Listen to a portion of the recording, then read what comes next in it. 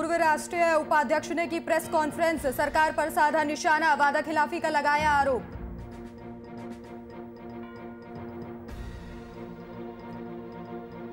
बिजली बोर्ड कर्मचारियों का प्रदर्शन, सरकार के खिलाफ की नारेबाजी, आंदोलन तेज करने की दी चेतावनी।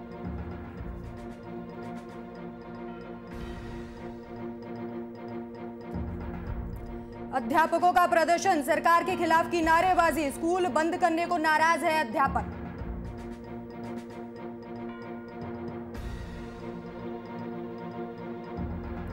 ग्रामीणों की फसल बर्बाद, नहर में पड़ी दरार के चलते फसल बर्बाद, विभाग नहीं दे रहा इस तरफ ध्यान।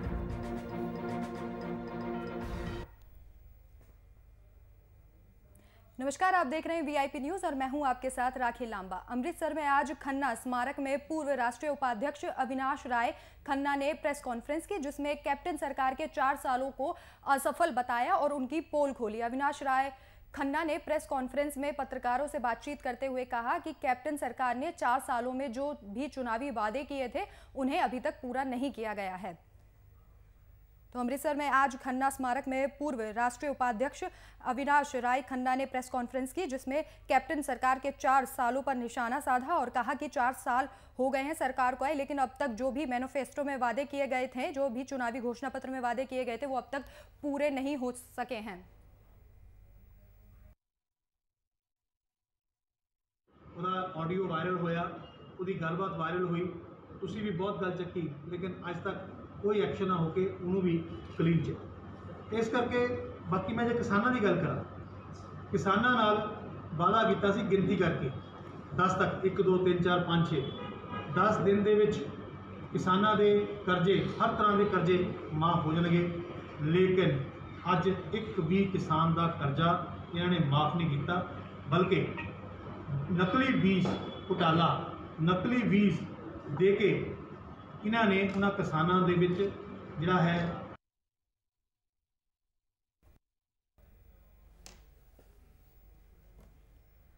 तो इस खबर पर जानकारी साझा करने के लिए हमारे संवाददाता ललित हमारे साथ जुड़ गए। ललित, आपसे जानना चाहेंगे, पूर्व राष्ट्रीय उपाध्यक्ष जो हाल ही में बीजेपी प्रदेश प्रभारी हैं अविनाश राय खन्ना, उन्होंने कैप्टन सरकार पर निशाना साधा है।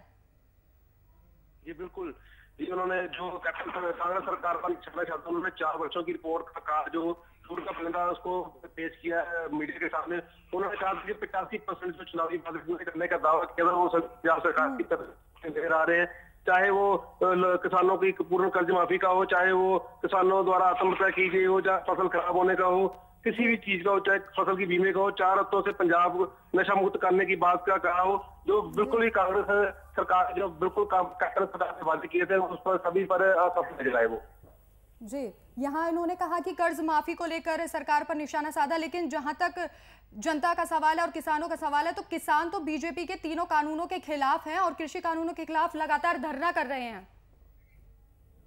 जी बिल्कुल, जो किसान है वो केंद्र की मोदी सरकार के खिलाफ जो तीन बिल पास की उसको लेकर वो केंद्र सरकार के खिलाफ धरना प्रदर्शन कर रहे हैं, लेकिन जो पंजाब की सूबा सरकार है, राज्य सरकार है, उन्होंने जो कांग्रेस ने जो सत्ता में आने के लिए जो वादे किए थे किसानों के साथ, वो किसी भी वादे पर खरी नहीं उतरी।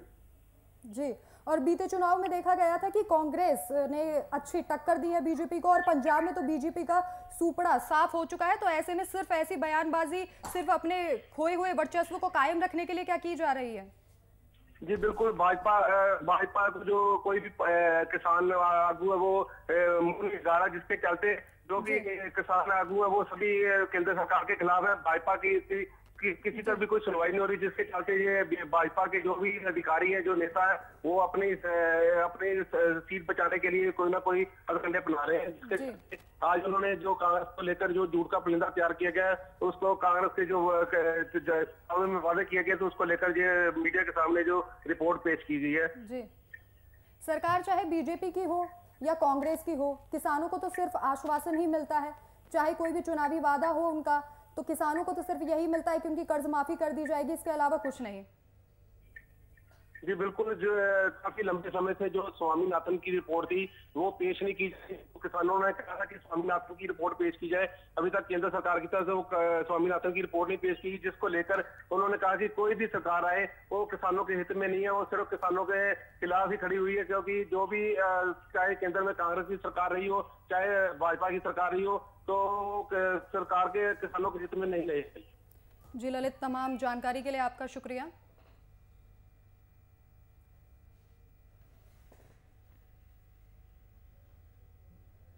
कोविड की वजह से मारे गए लोगों को श्रद्धांजलि देने के लिए पंजाब सरकार ने अजीब फरमान जारी किया है, जिसमें 1 घंटे का कर्फ्यू लगाया गया है और इस 1 घंटे में कोई भी वाहन सड़कों पर ना दिखे, इसके लिए पुलिस को भी सख्त निर्देश दिए गए हैं। लेकिन अमृतसर में कुछ और ही तस्वीर नजर आई, जहां लोग सड़कों पर नजर आए और पुलिस उनके सामने बेबस नजर आई। तो अमृतसर की ये तस्वीर है, जहां सरकार ने 1 दिन का कर्फ्यू लगाया था, लेकिन फिर भी सड़कों पर लोग नजर आए और पुलिस उनके सामने बेबस नजर आई। इस दौरान लोगों में और पुलिस में तीखी नोकझोंक भी हुई। आने जाने को लेकर 1 दिन का कर्फ्यू लगाया गया है। सरकार का कहना है कि ये कोरोना में मारे गए लोगों को श्रद्धांजलि देने के लिए 1 दिन का सरकार की तरफ से कर्फ्यू यहाँ पर लगाया गया है। लेकिन जनता सड़कों पर निकलती हुई दिखाई दी और इस दौरान पुलिस और जनता में नोकझोंक भी हुई। कोविड की वजह से मारे गए लोगों को श्रद्धांजलि देने के लिए पंजाब सरकार ने यह अजीब फरमान जारी किया, जहां 1 घंटे का कर्फ्यू लगा दिया गया और कहा गया कि इसके जरिए जो कोरोना काल में लोग मरे गए हैं उनको श्रद्धांजलि दी जा रही है। हालांकि इसके लिए पुलिस को सख्त निर्देश भी दिए गए थे कि सड़कों पर लोग ना दिखाई दिए, लेकिन बावजूद इसके लोगों की भारी भीड़ सड़कों पर देखने को मिली और पुलिस लोगों को समझा बुझाकर हालांकि घर भेजने की कोशिश कर रही थी, लेकिन सड़कों पर फिर भी वाहन दिखाई दिए। अमृतसर की ये तस्वीरें हैं।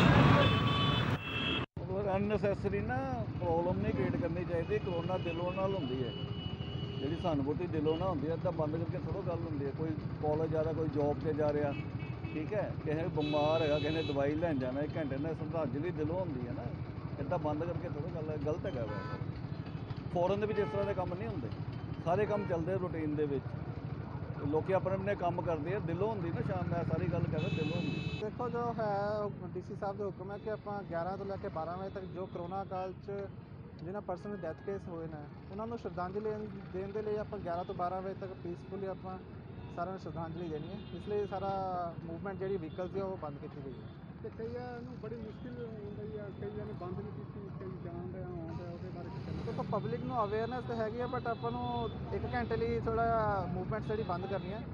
तो पब्लिक की थोड़ी बहुत सपोर्ट हैगी है, बट स्टिल सानू थोड़ा बहुत मैनेज करना पेगा। कि तुसी श्रद्धांजलि देनी है, देर आर अदर वेज, बहुत सारे तरीके है श्रद्धांजलि देने दे, पर यह थोड़ी ना तरीका है कि तुसी पब्लिक नू तंग करो।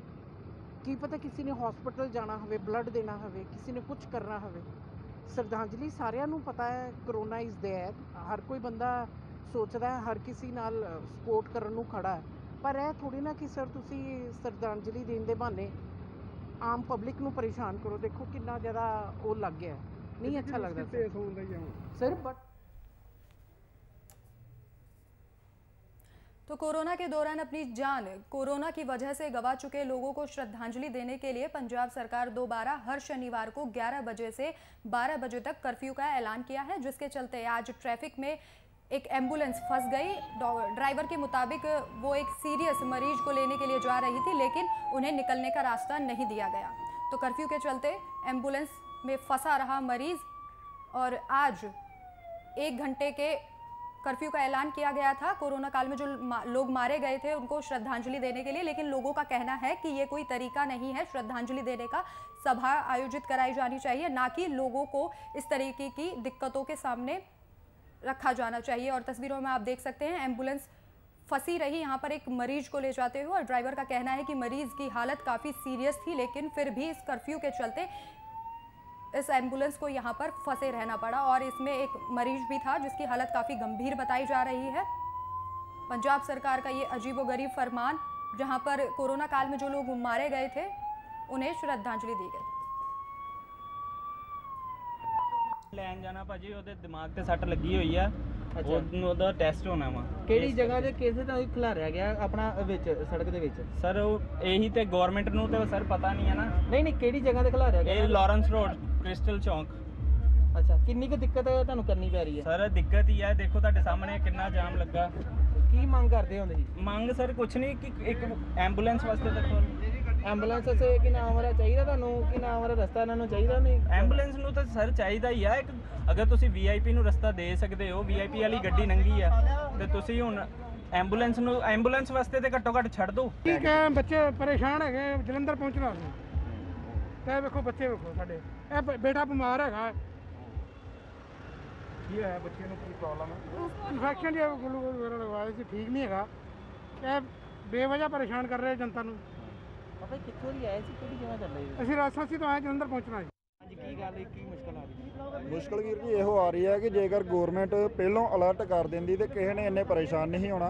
ਇੱਕਦਮ ਗੌਰਮੈਂਟ ਨੇ ਰੋਡ ਬੰਦ ਕਰਤੇ ਆ, ਜਿਹਦਾ ਕਰਕੇ ਸਾਰਿਆਂ ਨੂੰ ਪਰੇਸ਼ਾਨੀ ਆ ਰਹੀ ਹੈ। ਕਿੰਨਾ ਕੁ ਲੱਗਦਾ ਤੁਹਾਨੂੰ ਹੁਣ ਪਤਾ ਲੱਗਦਾ ਕਰੋਨਾ ਇਹਨਾਂ ਕੋਲ ਪਹਿਲੇ ਸਰਕਾਰ ਨੇ ਜਿਹੜੀ ਸਰਕਾਰਾਂ ਨੇ ਉਸੇ ਵੇਲੇ 1 ਘੰਟੇ ਦੀ ਮੌਨ ਵਰਤ ਰੱਖਿਆ, ਜਿਹੜੇ ਕਿ ਕਰੋਨਾ ਦੀ ਫ੍ਰੀ ਮਿਲੇ? ਵੀਰ ਜੀ ਦੇਖੋ, ਜੇਕਰ ਤਾਂ ਆਪਾਂ ਅਖਬਾਰਾਂ ਪੜ੍ਹੀਏ, ਨਿਊਜ਼ ਦੇ ਫੇਕ ਨਿਊਜ਼ ਦੇਖੀਏ ਤੇ ਫੇਰ ਕਰੋਨਾ ਹੈਗਾ ਵਾ। ਜੇਕਰ ਆਪਣਾ ਕਾਰੋਬਾਰ ਕਰੀਏ, ਰੋਡ ਦੇ ਉੱਤੇ ਨਿਕਲੀਏ ਤੇ ਕੋਈ ਕਰੋਨਾ ਨਹੀਂ ਹੈਗਾ। ਇਹ ਸਿਰਫ ਜਨਤਾ ਨੂੰ ਪਰੇਸ਼ਾਨ ਕਰਨ ਵਾਲੇ ਕੰਮ ਆ।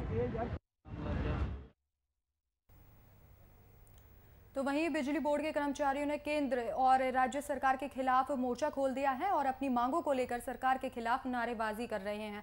कर्मचारियों का कहना है कि सरकार सरकारी विभागों का निजीकरण करना बंद करे, नहीं तो आने वाले समय में ये आंदोलन और भी उग्र हो जाएगा। तो बिजली बोर्ड के कर्मचारियों का ये प्रदर्शन, उनका कहना है कि अगर सरकार ने निजीकरण को खत्म नहीं किया तो इनका आंदोलन और भी उग्र हो जाएगा। सरकार के खिलाफ नारेबाजी कर रहे हैं। राज्य सरकार और केंद्र सरकार दोनों के खिलाफ ये प्रदर्शन किया जा रहा है बिजली बोर्ड के कर्मचारियों के द्वारा। सरकार के खिलाफ नारेबाजी करते हुए बिजली बोर्ड के कर्मचारी। फिरोजपुर की ये तस्वीरें जहां पर आंदोलन को तेज करने की चेतावनी दी है।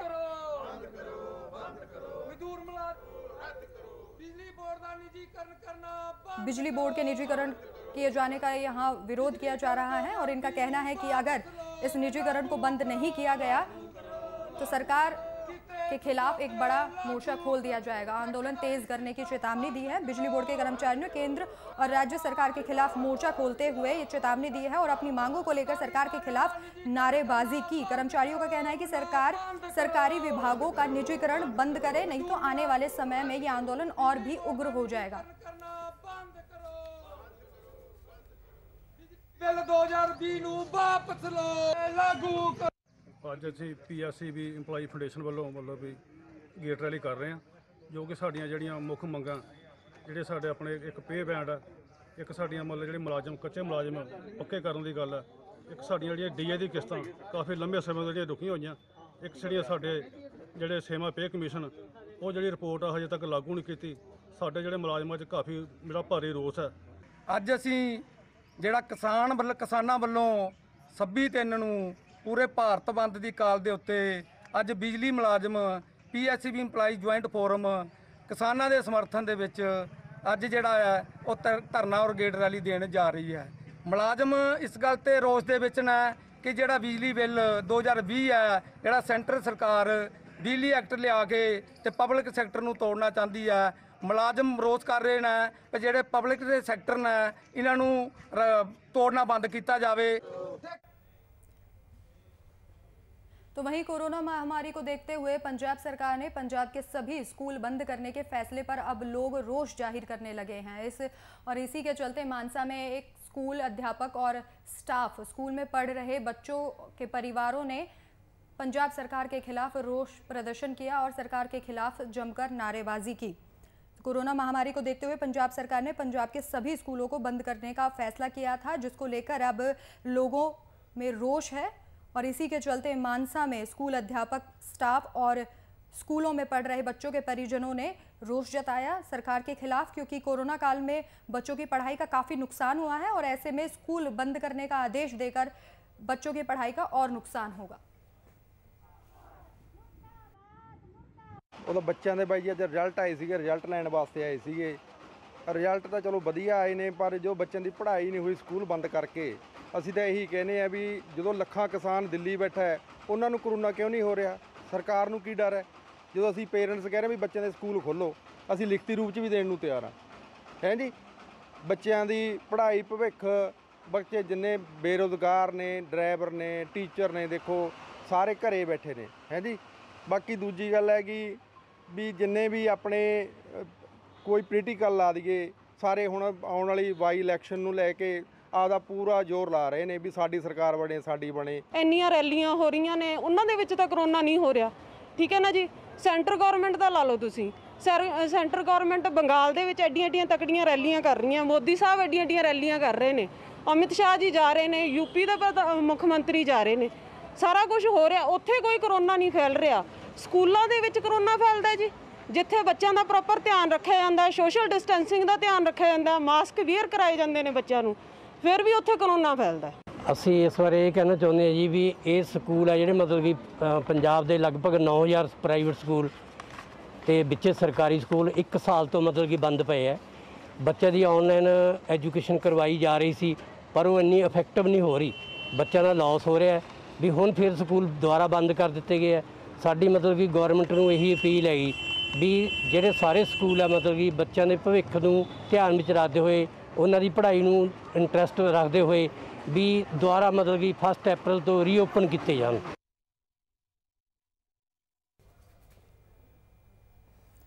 तो इस खबर पर जानकारी के लिए हमारे संवाददाता भूपेंद्र सिंह हमारे साथ जुड़ गए हैं। भूपेंद्र, आपसे जानना चाहेंगे, लॉकडाउन में पहले से ही बच्चों की पढ़ाई का काफी नुकसान हो चुका है और ऐसे में पंजाब सरकार ने आदेश दिए हैं कि स्कूलों को फिर से बंद कर दिया जाए। माँ बाप का पेरेंट्स का कहना है कि पहले ही हमारा लॉकडाउन के कारण 1 साल बच्चों का खराब हो गया, वो कि अब बच्चे ना तो घर में स्टडी कर सकते हैं और ना ही वो बाहर काम कर सकते हैं, इसलिए बच्चों का जो माहौल है वो खराब होता जा रहा है।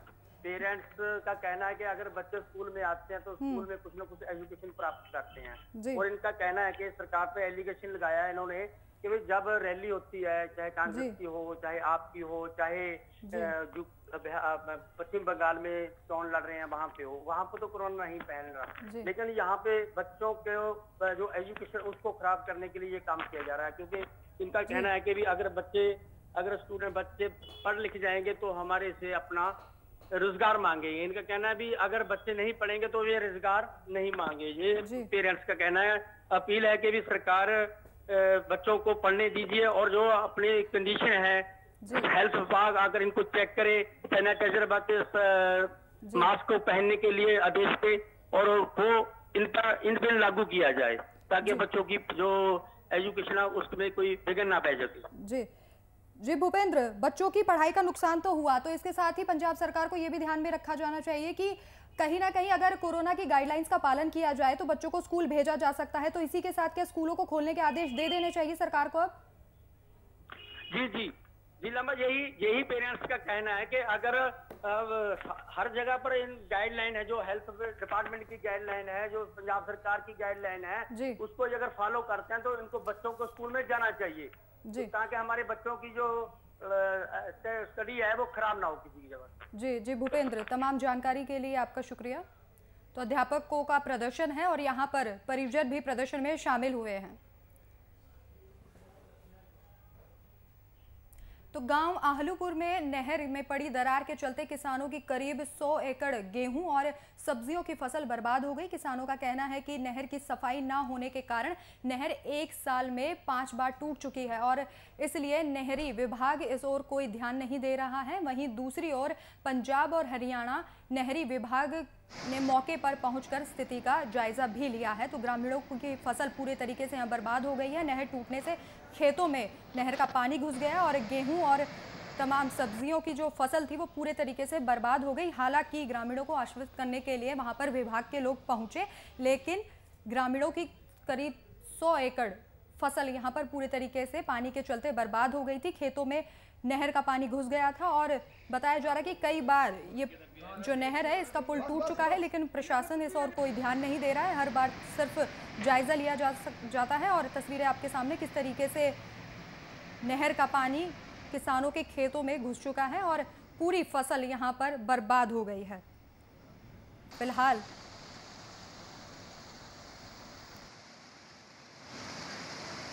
ਨਾਮ ਨਿਸ਼ਾਨ ਸਿੰਘ ਹੈ ਜੀ, ਪਿੰਡ ਆਲੂਪੁਰ, ਜ਼ਿਲ੍ਹਾ ਮਾਨਸਾ। ਇਹ ਢਡਾਲ ਬਰਾਜ ਨਹਿਰ ਚੱਲ ਰਹੀ ਹੈ ਜੀ। ਇੱਥੇ ਦੋ ਨਹਿਰਾਂ ਕ੍ਰੋਸ ਕਰਦੀਆਂ ਆਪਸ ਵਿੱਚ ਜੀ। ਇੱਕ ਹਰਿਆਣੇ ਵਾਲੀ ਵੀ ਆਪਣੀ ਨਹਿਰ ਦੀ ਸਫਾਈ ਨਹੀਂ ਕਰਦੇ। ਇੱਥੇ ਪੁਲ ਆ ਜੀ, ਪੁਲ ਦੇ ਵਿੱਚ ਗੰਦ ਲੱਗਣ ਕਾਰਨ ਇਹ ਦੂਸਰੀ ਨਹਿਰ ਦਾ ਪਾਣੀ ਪੰਜਾਬ ਵਾਲੀ ਨਹਿਰ ਵਿੱਚ ਪੈ ਜਾਂਦਾ ਹੈ ਜੀ। ਇਸ ਲਈ ਦੋਵੇਂ ਨਹਿਰਾਂ ਉਛਲ ਜਾਂਦੀਆਂ। ਇਸ ਕਰਕੇ ਸਾਲ ਵਿੱਚ 4-5 ਵਾਰੀ ਇਹ ਨਹਿਰ ਟੁੱਟ ਜਾਂਦੀ ਹੈ ਵਾਰ-ਵਾਰ ਜੀ। ਦਿਨਾਂ ਬਾਅਦ ਪਾਣੀ ਆਇਆ ਹੈ, ਹਨੇਰੀ ਨਾਲ ਪੱਤੇ ਵਗੈਰਾ ਆ ਕੇ ਤੇ ਸਾਰੇ ਸਾਡਾ ਤਾਂ ਏਰੀਆ ਸਾਫ਼ ਹੈਗਾ ਜੀ ਬਿਲਕੁਲ। ਅਸੀਂ ਬੇਲਦਾਰਾਂ ਤੋਂ ਮਸ਼ੀਨਾਂ ਤੋਂ ਕਰਾਤਾ ਸਾਫ਼।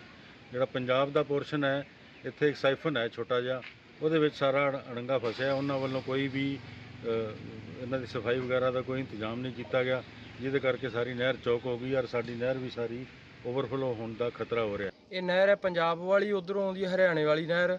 ਹਰਿਆਣੇ ਵਾਲੀ ਨਹਿਰ ਸਾਡੇ ਆਈ ਵਾਰੀ ਪੰਜਾਬ ਵਾਲੀ ਨਹਿਰ ਦੇ ਵਿੱਚ ਪਾਣੀ ਪੈ ਕੇ ਨੁਕਸਾਨ ਕਰਦੀ ਹੈ। 3-4 ਥਾਵਾਂ ਤੋਂ ਸਾਲ ਦੇ ਵਿੱਚ 3-4 ਵਾਰੀ ਟੁੱਟਦੀ ਹੈ ਨਹਿਰ ਜੀ।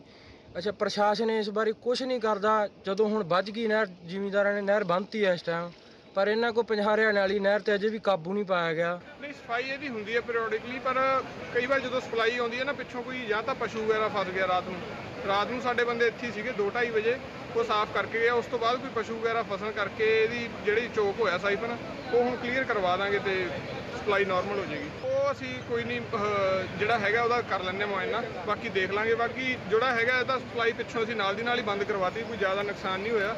ਨਾਲ ਦੀ ਨਾਲ ਅਸੀਂ ਇੱਥੇ ਜਿਹੜਾ ਨੱਕਾ ਸੀਗਾ ਉਹ ਵੀ ਇਹਨਾਂ ਨੇ ਮਤਲਬ ਰਲ ਮਿਲ ਕੇ ਬੰਦ ਕਰ ਲਿਆ।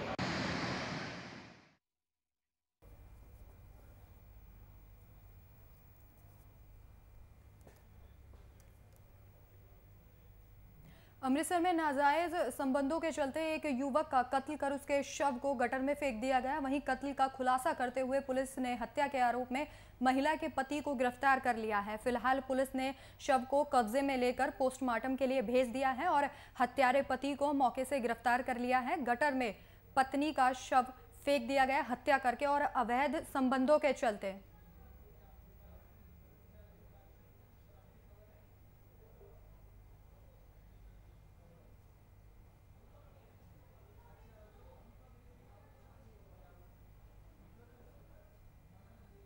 अवैध संबंधों के चलते हत्या की वारदात को अंजाम दिया गया और पत्नी का प्रेमी बताया जा रहा है मृतक युवक, जिसके शव को पति ने गटर में फेंक दिया और उसका कत्ल कर दिया। फिलहाल पुलिस ने आरोपी को गिरफ्तार कर लिया है।